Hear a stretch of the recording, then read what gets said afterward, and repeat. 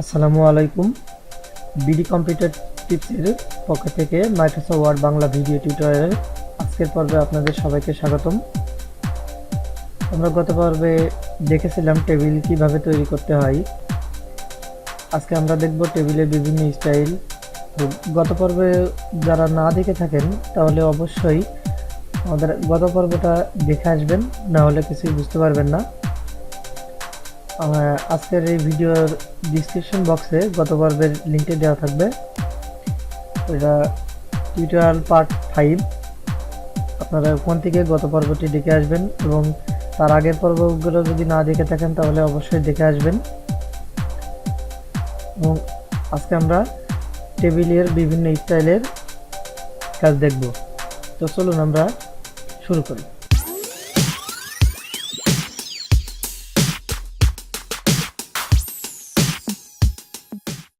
তো আমরা ওয়ার্ডের একটা ব্ল্যাঙ্ক পেজ ওপেন করেছি, আপনারা দেখতে পাচ্ছেন। এই ব্ল্যাঙ্ক পেজে আমরা টেবিল ইনসার্ট করব। তো টেবিল ইনসার্ট করার জন্য আমরা গত পর্বে দেখেছিলাম এই টেবিল অপশন থেকে টেবিল ক্রিয়েট করতে হয়। তো আমরা যে কোনো কলাম বারো নিয়ে নিচ্ছি। নেওয়ার পরে দেখুন আমাদের কাছে 1টা 2টা 3টা 4টা 5 6 7 8 9টা কলাম হয়েছে এবং 1 2 3 4 5 6টা 6টির এবং 9টি কলামের একটি বক্স তৈরি হয়েছে। এই বক্সকে আপনি যদি বিভিন্ন স্টাইল দিতে চান তাহলে প্রথমে মনে করুন আপনি যে এই যে যে বর্ডার আছে এই বর্ডারের স্টাইলটা চেঞ্জ করবেন।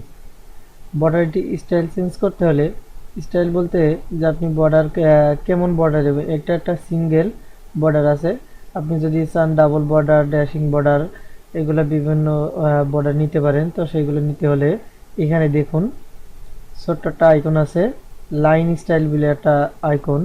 এই লাইন স্টাইলে ক্লিক করবেন। ক্লিক করার পরে সাথে সাথে দেখুন একটা লিস্ট এখানে চলে এসছে। এই লিস্টের থেকে বোঝা যাচ্ছে যে কোন স্টাইলের। আপনারা যেটা থেকে ক্লিক করবেন আমাদের এই বর্ডারগুলো সেই ইয়েতেই হয়ে যাবে, সেই ডিজাইনে হয়ে যাবে। সাপোজ আমরা এইটা নিচ্ছি, এটা নেওয়ার পরে যদি আমরা এই যে এখান থেকে এইটুকু, এটা সিঙ্গেল বর্ডার আছে, আমরা এখান থেকে এই ডিজাইনটা চয়েস করেছি। আমরা এখন যদি এই বর্ডারের উপরে যদি আমরা ক্লিক করি তাহলে দেখুন সাথে সাথে আমাদের পছন্দ করা এই স্টাইলটা এখানে হয়ে গেছে। একইভাবে যদি আমরা পুরোটা যদি চাই এইভাবে ক্লিক করে ধরে আমরা পুরোটা করে নেব। দিয়ে মাউস লেফট বাটন চেপে ধরে করতে হবে এবং ছাড়ার সাথে সাথে এই ডিজাইনটা হয়ে গেল।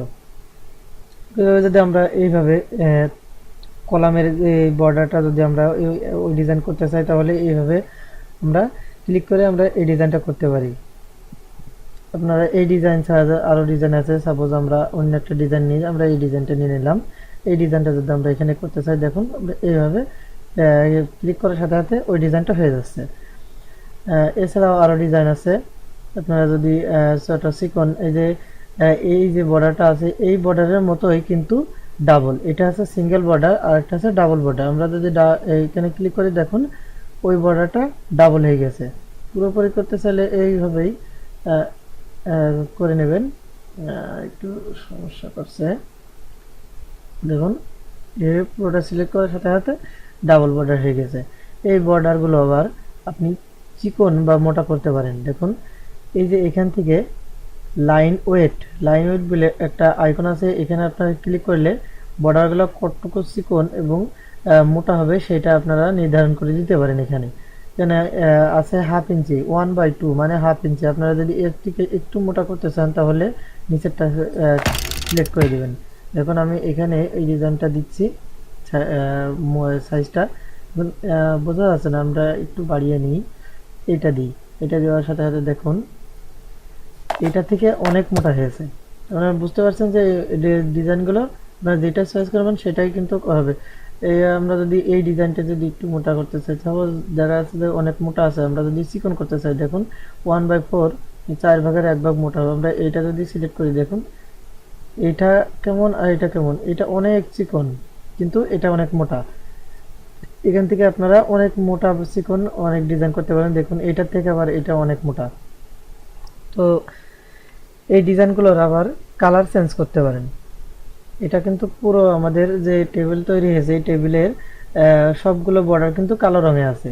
আপনারা চাইলে এই কালো রঙের বর্ডারগুলো আপনারা কালার করতে পারেন। তো কালার করার জন্য দেখুন এখানে লেখা আছে পেন কালার। এই পেন কালার থেকে আপনারা যে কালারটি সিলেক্ট করে দিবেন সেই কালারে কিন্তু হয়ে যাবে। সাপোজ আমরা লাল কালার যদি চিনি দিই, লাল কালার এইটা যদি লাল করি, দেখুন সাথে সাথে লাল হয়ে গেছে। আমরা বর্ডার ওইটাই রাখি, বর্ডার ওইটাই রেখে যদি আমরা ক্লিক করি, দেখুন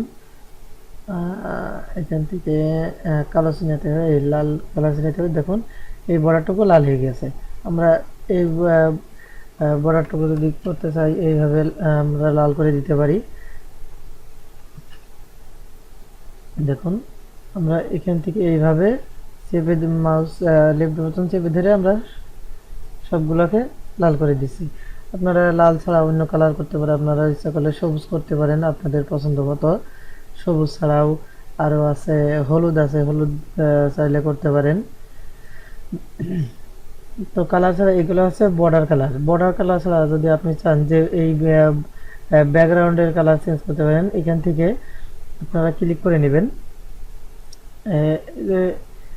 লেখায় আছে শেডিং, এই শেডিং আইকন থেকে আপনারা যেই কালারটা চিনিয়ে দেবেন সেই কালার হয়ে যাবে। সাপোজ এইটাই আমি নিয়ে আসছি, হলুদ হলুদ আসছে, এটাই সবুজ, লাল আসছে, তারপরে নিয়ে ব্লু আসছে। আপনারা যেই কালারটা চিনিয়ে দেবেন ব্যাকগ্রাউন্ডটা সেই কালারেই হয়ে যাবে। আমরা যদি হলুদ চিনি এই সবুজ চিনি দিই তাহলে সবুজ হয়ে যাবে। সাপোজ দেখা যাচ্ছে আপনি চাইলেন যে এই বক্সটা ওই কালারটা হয়ে যাবে। এই বক্সে মাউস কার্সার রেখে যদি আপনি শেডিং থেকে কালারটা চেঞ্জ করে দেন, এই বক্সের ভিতরে এই বক্সের ব্যাকগ্রাউন্ডটা লাইট ব্লু হয়ে গেছে। এরপর দেখুন এই বক্সের ভিতরে যদি আপনি টেক্সট দিতে চান, এই বক্সের দেখুন বক্সের ভিতরে এটা লেখার কার্সর আপ ডাউন করছে। আপনারা যদি এখানে টাইপ করেন, যেটাই টাইপ করেন না কেন সেটাই টাইপ হবে। আপনারা যদি এই বক্সের উপরে যদি লিখতে চান, দেখুন ব্যাকগ্রাউন্ডগুলো ঠিকই আছে কিন্তু লেখা কালো হয়ে গেছে। আপনারা একইভাবে যদি লেখা কালো লেখার কালার চেঞ্জ করতে চান তাহলে কি করবেন, এটা কালো আছে, আপনি যে টেক্সটটুকু কালো রং থেকে অন্য রং করতে চান সেই রং টেক্সটটুকু এইভাবে সিলেক্ট করে নিয়ে আপনি হোম ট্যাব থেকে এই যে লাইন ফন্ট কালারের একটা আইকন আছে, এখান থেকে আপনি কালার সিলেক্ট করে দিতে পারেন। আপনি যেই কালার দিবেন সেই কালারেই টেক্সটগুলো হয়ে যাবে।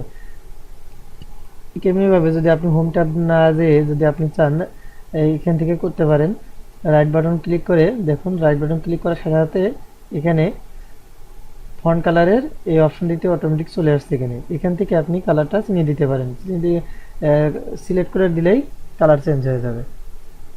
তো বুঝতে পারলেন কিভাবে আপনি বর্ডারের কালার, বর্ডার বিভিন্ন স্টাইলের বর্ডার এবং ব্যাকগ্রাউন্ড সহ কালার পরিবর্তন করবেন।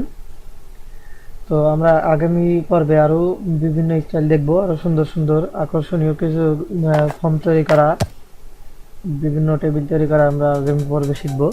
আমাদের এই ভিডিওটা যদি আপনাদের ভালো লেগে থাকে তাহলে অবশ্যই ভিডিওতে লাইক কমেন্ট করবেন এবং শেয়ার করে অন্যকে দেখার সুযোগ করে দিবেন। আর অবশ্যই আমাদের চ্যানেল বিডি কম্পিটিটিভসকে সাবস্ক্রাইব করে রাখবেন এবং আমাদের টিউটোরিয়ালগুলো দেখতে থাকুন। আগামী পর্বের আমন্ত্রণ জানিয়ে আমি আজ এখানে শেষ করছি। আল্লাহ হাফিজ।